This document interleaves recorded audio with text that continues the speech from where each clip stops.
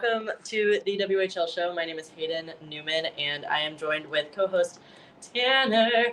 I have been fighting with technology all evening, so I am on my phone today instead of my computer, and things are funky, but it's fine.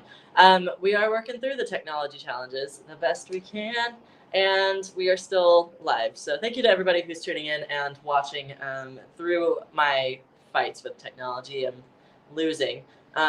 But we are doing things the opposite way. Usually I would keep the episode script up on my phone while recording on my computer, but we're doing the opposite where I have the script up on my computer and then recording on my phone. So being a little bendy today, a little flexible. This week it is just me and Tanner. We hope that Adrian will join us next week. But for the meantime, we are just gonna go over. Sorry, my hand is right here. We are just going to go over a check-in on round 2 of the WHL playoffs that are going on right now. We have some nice stats for you, the usual players of the week, and then also the WHL conference finals.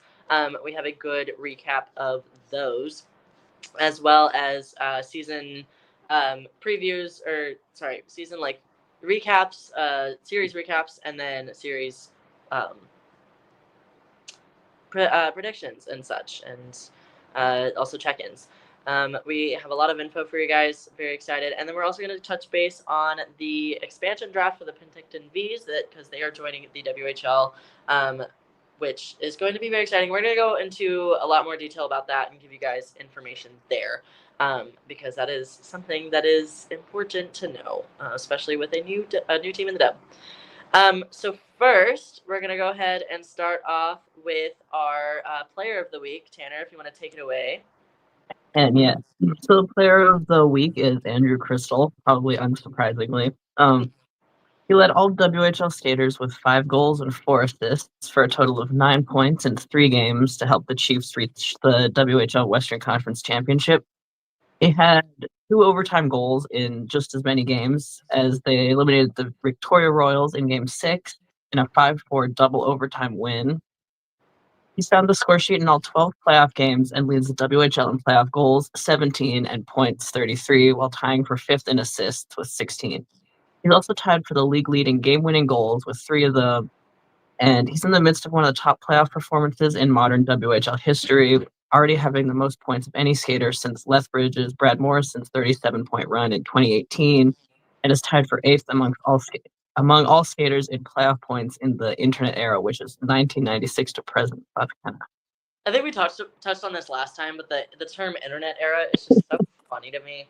It's very funny. The internet era, from 1996 to now.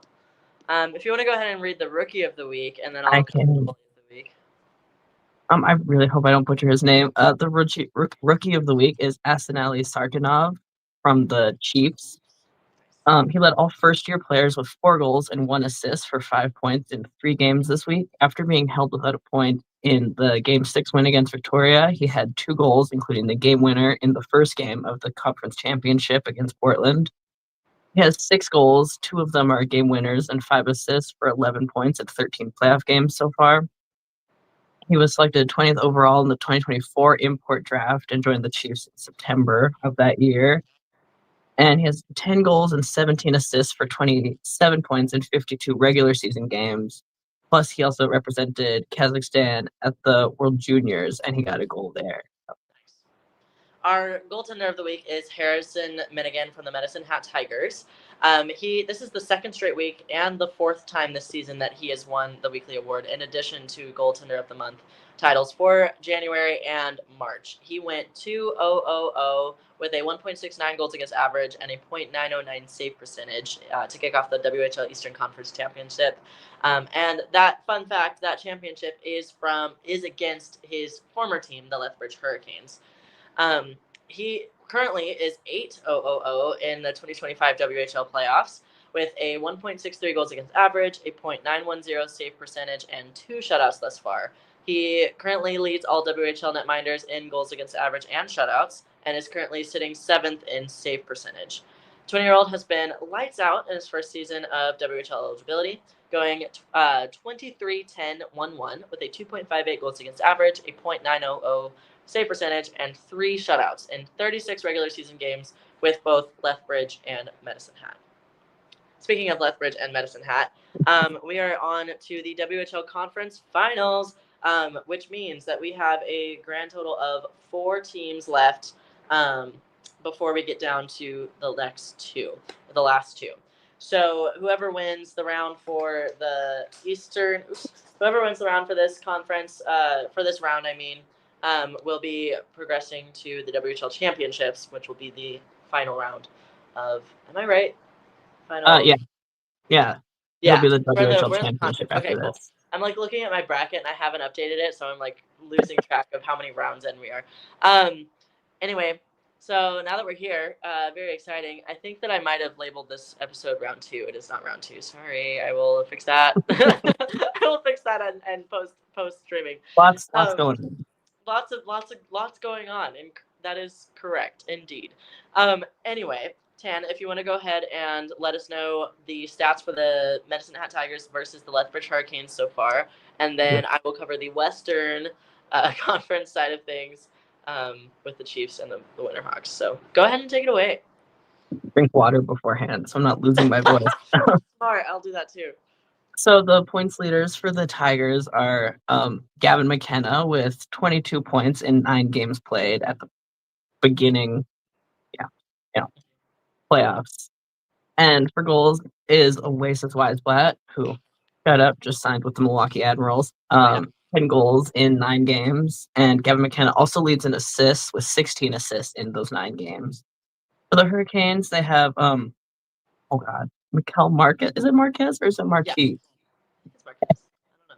And he's the points leader for the Canes with 13 points in 12 games. For goals, it's Braden Yeager with 11 and 12. And Marquez again with 10 assists in 12 games. The starting goalie stats is obviously Harrison Mennigan for the Tigers with a 2.0 goals against average and a .910 save percentage, 2 shutouts, and 8 wins in 7 starts. Did we mean 8 wins and 8 starts? Or well, no, maybe he didn't start. Maybe he didn't start one game and that's true. That might be it. I was like, yes, that makes sense, but actually it does. And then for the Hurricanes, there's Jackson Unger with a 2.51 goals against average, a .913 save percentage, and 1 shutout and 8 wins in 12 starts. For the general team stats throughout the regular season, or I think it's playoffs. That makes more sense. Sorry. Yeah. The Tigers on the power play have a 34.3% efficiency in 35 minutes on the man advantage with 12 power play goals for and 1 shorthanded goal against. They have 79.3% efficiency in 29 minutes shorthanded with 6 power play goals against and 3 shorthanded goals for. That's kind of crazy because I feel like the one game I went to, Gavin McKenna got 2 shorthanded goals. Oh, wow. In the one game. Yeah. Holy cow. And then the Tigers have scored 41 goals in 9 games during the first 2 rounds, 21 goals in the first one and 20 in the second one. For Lethbridge on the power play, the Canes have a 29% efficiency in 31 minutes on the man advantage with 9 power play goals for and no shorthanded goals against. And on the penalty kill, they're a 79.3% efficiency in 29 minutes shorthanded with 6 power play goals against and 2 shorthanded goals for. They scored 51 goals in 12 games during 2 rounds, which 22 in round 1 and 29 in round 2, which is crazy. Also, I entirely forget who they played in the first 2 rounds already. It's gone. Lethbridge, we're talking about Lethbridge, right? Yeah. Calgary and Brandon. Yes. That's great. 29 goals against Calgary. That's wild. The season series, Medicine Hat won the series 5-3 of the 8 times they played against each other, with 38 goals to Lethbridge's 24. They had 255 shots to Lethbridge's 216, 237 face-off wins to 242. They were 10 for 54 on the power play, and the Canes were 9 for 33. A lot of power play. Yeah. And yes, they were alternately 24 for 33 on the penalty kill, and the Hurricanes were 44 for 54. For player highlights for MedHat, we're highlighting Tanner Mollendijk in 48 career playoff games, he has 27 points. This year alone in the playoffs, he has 6 points in 9 games played. Since being traded from the Blades, he got 32 points in 37 games played. And for Lethbridge, we have Caden Price. In 31 playoff games, he has 17 points. Since being traded from the Rockets in January, he has 11 points in 30 games, but has developed his play to be more defensive since the Canes already have a good amount of offensive defensemen. And I got to respect the defensive defensemen. They need the appreciation too. Oh, for real. Absolutely. Alrighty, and now on to the Spokane Chiefs versus the Portland Winterhawks. Same basic gist, but for the Western Conference now. For the Spokane Chiefs, our points leaders, leading the crew in points is Andrew Crystal with 28 points in 10 playoff games played. Goals, Crystal also leads with 13 in 10 games played, and then an assist, Berkeley Catton leads with 21 assists in 11 games played. For Portland, point leader is Tyson Jugnoth with 26 points in 14 games played. He also leads in assists with 23 assists in 14 games played. For goals, Kyle Chizowski leads with 11 goals in 14 games. For our starting goalie stats, Dawson Cowan has a 3.14 for the Chiefs. Dawson Cowan has a 3.14 goals against average, a .875 save percentage, 0 shutouts so far, and 8 wins in 10 starts.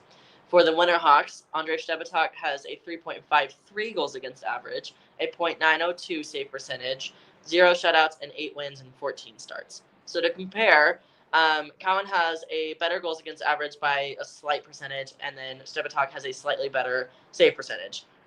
They are both excellent goalies and definitely a fun matchup to watch. Mm-hmm. For team stats, Spokane's power play, the Chiefs have a 26.2% efficiency in 42 minutes on the man advantage with 11 power play goals and 1 shorthanded goal against.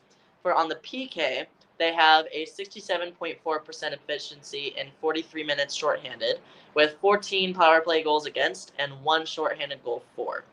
The Chiefs have scored 55 goals in 2 rounds, 28 goals in the first round and 27 in the second. For the Portland Winterhawks, on the power play, they have a 29.2% efficiency in 48 minutes on the man advantage, with 14 power play goals for and 0 shorthanded goals against, which is great. For their penalty kill, they have a 76.7% efficiency in 43 minutes shorthanded, with 10 power play goals against, and 1 shorthanded goal for. The Hawks scored 52 goals in 2 rounds, 26 in round 1 and 26 in round 2. Woo! For our season series, this is comparing when the Winterhawks played the Spokane Chiefs in the regular season. They played 6 times, and Spokane won the series 4-2. So Spokane in that season series had 29 goals against Portland's 21, 241 shots against Portland's 209, 200 faceoff wins versus Portland's 160, and then on the power play, Spokane was 9 for 26, while Portland was 5 for 27, and then Spokane was 22 for 27 on the penalty kill, while Portland was 17 for 26. For player highlights, Spokane, we are highlighting Rasmus Ekstrom, who in 2 regular seasons has 84 career points. The import overager has tallied 9 points in 11 games played during playoffs, including a hat trick and an assist against Victoria during Game 4 of Round 2.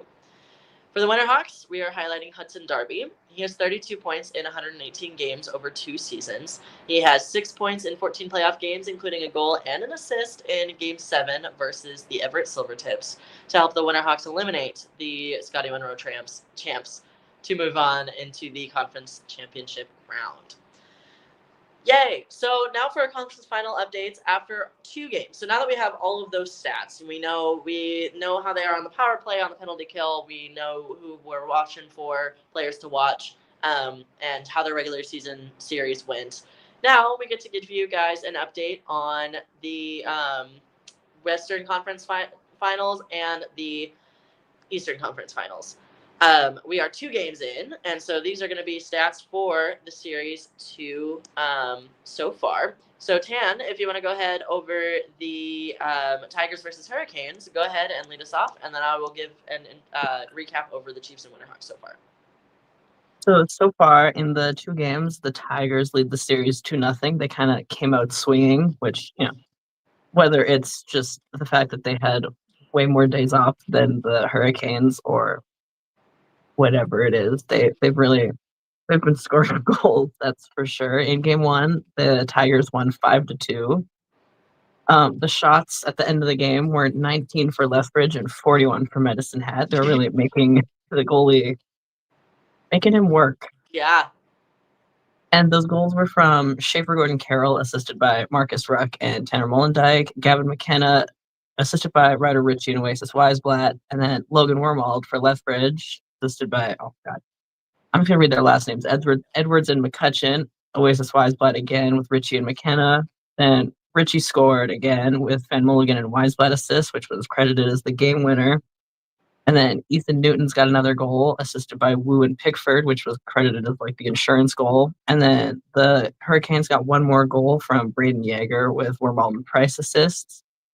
The stars of the game were Gavin McKenna was the first star with 1 goal, 1 assist. Oasis Weisblatt had 1 goal, 2 assists and was the second star. And then third star was, wow, nobody apparently. Why did I not write the third star of the game?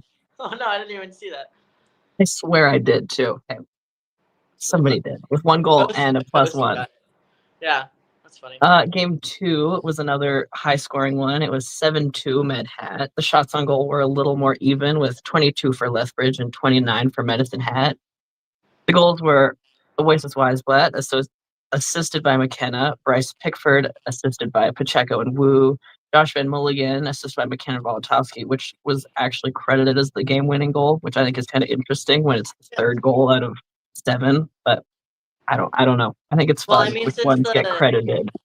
I think it's a game-winning goal because the Lethbridge only had 2 goals, so since that put them to 3, that's technically the game-winning goal because that was what put them in the lead. Essentially, and then the next goal would be the insurance goal because that was like maintained. Because I actually I never actually knew why they picked certain goals. I thought it was just vibes. Yeah, no, it's based off of like what breaks the tie, and then the insurance goal is what keeps that like lead going. Essentially, that tracks. Yeah. So for the insurance goal, it was Liam Ruck, assisted by Pickford and McKenna, and then Pickford scored again, assisted by Mollendijk and McKenna. Misha Voltovsky scored 1, assisted by McKenna, and then Oasis Weisblatt, assisted by Pickford and McKenna again. And then the 2 final goals were Cooper Gazowski for Lethbridge, assisted by Edwards and Port, and then Anthony Wilson, assisted by McCutcheon and Price. So they didn't go out without a little fight at the end there. Mm-hmm. And the stars of the game were, again, not surprisingly, Gavin McKenna with 5 assists and a +1 rating on the night. Second star was Bryce Pickford with 2 goals and 2 assists and a +3 rating. And the third star was Oasis Weisblatt with his 2 goals on the night. Nice. And not to do what I always do and relate it back to my own hockey, but this game relates reminds me a lot of last night's game for the championships for my league. I was not in it because I lost the game before, but I was there taking photos. And for the rec division, we were also the teams that I was watching. They were down. The final score was 6-2, and they also scored like the last 2 goals. Like they were just like, as long as it's not a shutout, like we'll take it. So that's kind of the same vibes as that one. Mm-hmm. For the Chiefs versus the Winterhawks, the Spokane Chiefs currently lead the series 2-0. Game 1 was an insane game. That was a 10-4 win for Spokane. For shots, Portland had 29 and Spokane had 40. And a lot of goals. And goals for Spokane and Portland were not very even. For Spokane, I'm just going to read them off. Berkeley Catton scored for Spokane from Crystal and Van Ohm. Sam Maremba scored from Catton. And then Tyson Jugnoff of the Portland Winterhawks scored from Plant and Weirmeyer. Chase Harrington for the Chiefs from Preston and Crampton. For the Winterhawks, Diego Buttazzoni from Thompson. For the Chiefs, we have 2 goals here. Shea Van Ohm, assisted by Catton. And then Estinali Sarkenov from Weinstein and Ekstrom. That was the game-winning goal for them. Then Josh Zakreski from the Winterhawks scored, assisted by Buttazzoni and Chizowski. And then we got the insurance goal from the Spokane Chiefs, Mathis Preston, assisted by Van Olm and Mays. Then Andrew Crystal scored again with from Catton and Van Ulm, because of course that just star-studded line. And then Sarkinov scored again. That was an unassisted goal. Then we had a goal from Diego Battazzoni, assisted by Jugnath and Weirmeyer. And then for the Chiefs, the last 2 goals were for the Chiefs from Brody Gillespie and assisted by McIsaac. Sorry, I'm jumping over my words here.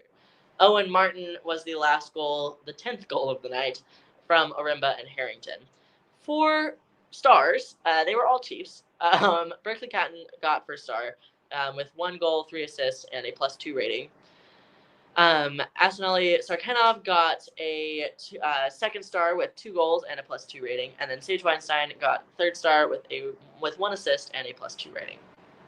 Woo! Now, for game 2, a much closer game. That one was a 6-5 overtime win for Spokane. It was very close, as you can tell from the score, the fact that they went to overtime. Very evenly matched. However, for shots, those were a little bit more different. Maybe not as even. Portland had 33, while Spokane had 44. Now for goals, we have 11 to cover here, so I'm just going to run through them. Battazzoni scored for the Winterhawks, assisted by Weirmeyer and Shazowski. Sarkenov scored for the Chiefs, assisted by Mays and Harrington. Zakreski scored for the Winterhawks, assisted by Battazzoni. Crystal scored for the Chiefs, assisted by Mays. Miller scored for the Winterhawks, assisted by Plant and Stebatok, goalie assist. I love goalie points. Mm-hmm. And then we have 2 goals from Crystal. The first one was assisted by Catton and Weinstein. The second one was assisted by Martin and Oremba. And then Sarkenov scored yet again. He is high scoring this playoffs. No wonder rookie of the week. He scored again with Martin and Schletter assisting. And then we have for the Portland Winterhawks, I'm going to do my best here. I need to parse this. I should have looked this up before I recorded. So sorry. Schnelnikcha from the Winterhawks scored with Chazowski and Zakreski assisting. And then Chazowski scored with Battazzoni and Jugnath assisting. And then we finally have the game-winning goal in overtime, scored by Chase Harrington, assisted by Sarkenov. For the stars, again, all Chiefs. Crystal was in first star because, of course, with 3 goals. Sarkenov was second star with 2 goals and 1 assist and a +1 rating. And then Harrington was third star with 1 goal, 1 assist, and a +1 rating. Holy moly, here we go. So now we get to go over points leaders for the playoffs, and then we're going to cover the Penticton, the expansion draft and the Penticton V's, and then we will be done for the day.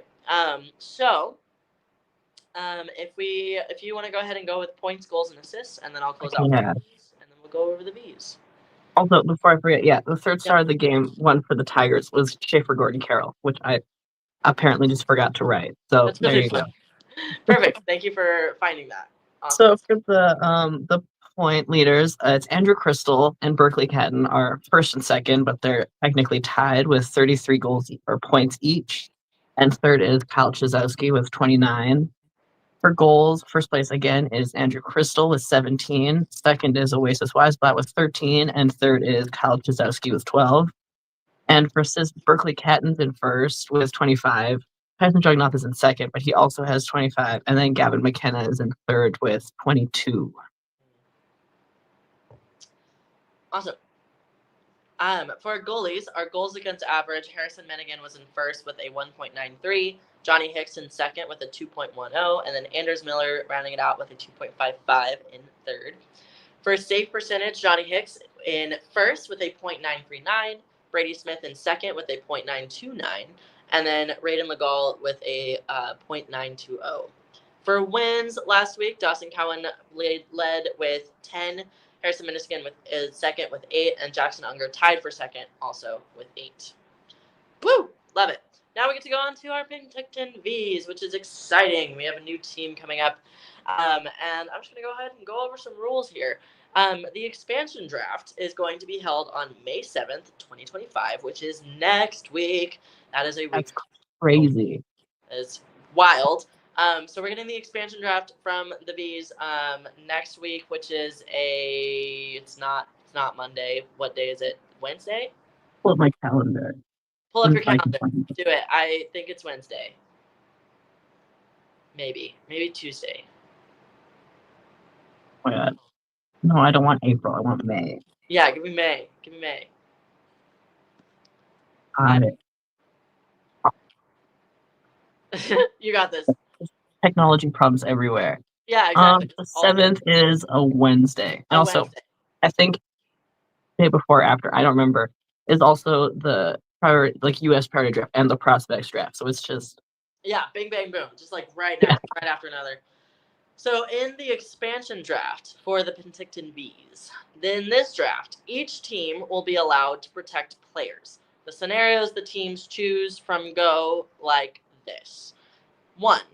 They could either protect 16 players, ages 17 to 20, birth years 08 to 05 to 08, appearing on their 50-player list, plus an additional 6 players from their college list.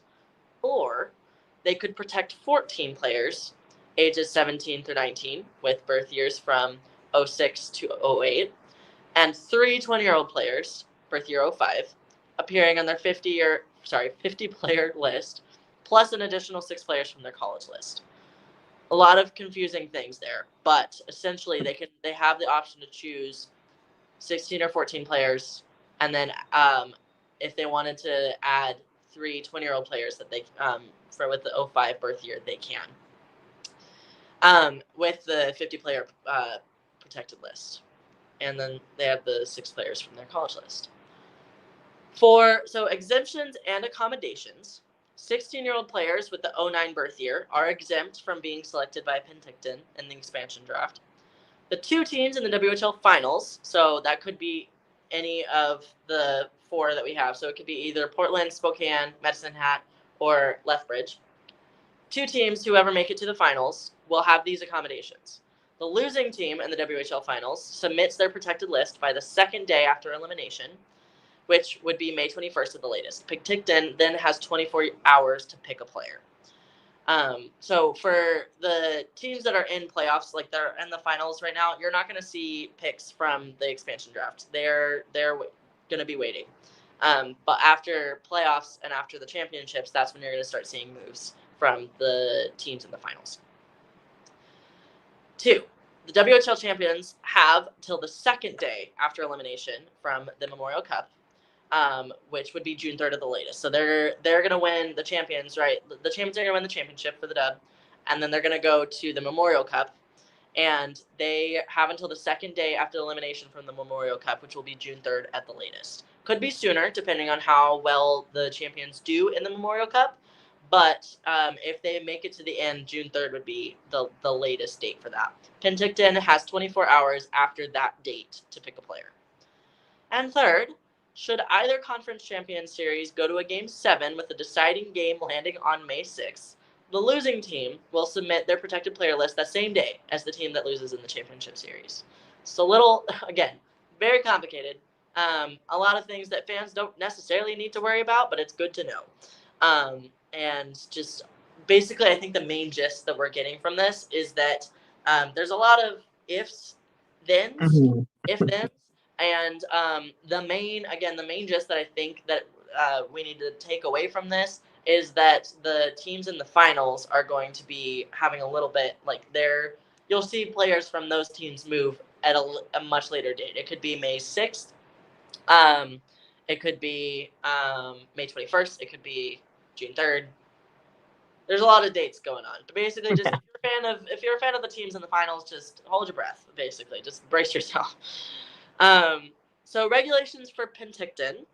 Penticton can select 1 player from each WHL club, which totals 22 players by the end of the draft. The Vs will be allowed to dress 4 20-year-old players. That's odd. I didn't even know that. 4 20-year-old players during the 2025-2026 WHL season. If Penticton wins the WHL championship, they will only be allowed to dress 3 overagers while playing in the Memorial Cup. Interesting. That's good to know. Trades between the Vs and other teams for a player or a pick will be permitted in place of an expansion pick. So if the Vs don't want to pick from a team, they are allowed to trade for a player or a pick. essentially, rather than just taking a player.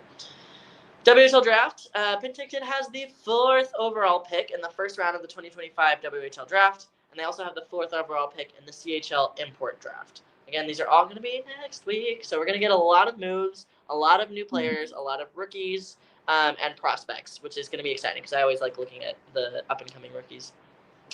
And yes, okay, so that is essentially it. A lot of information that we just threw y'all's way. Thank you so much for tuning in and being flexible as we fight technology. And everything is so fun and so great. I really appreciate everybody for tuning in and for watching with us as we go over everything. And we hope that you join us next week on our next episode. Hope that Adrian will be back.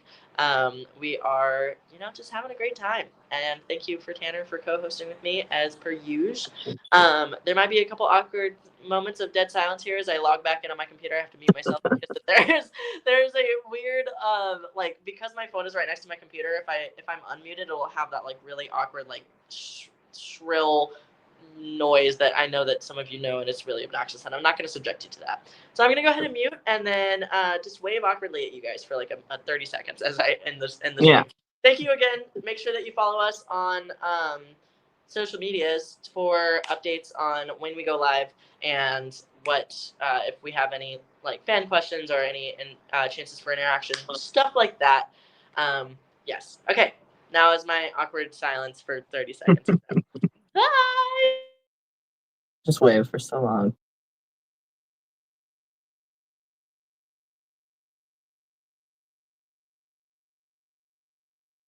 So much waving.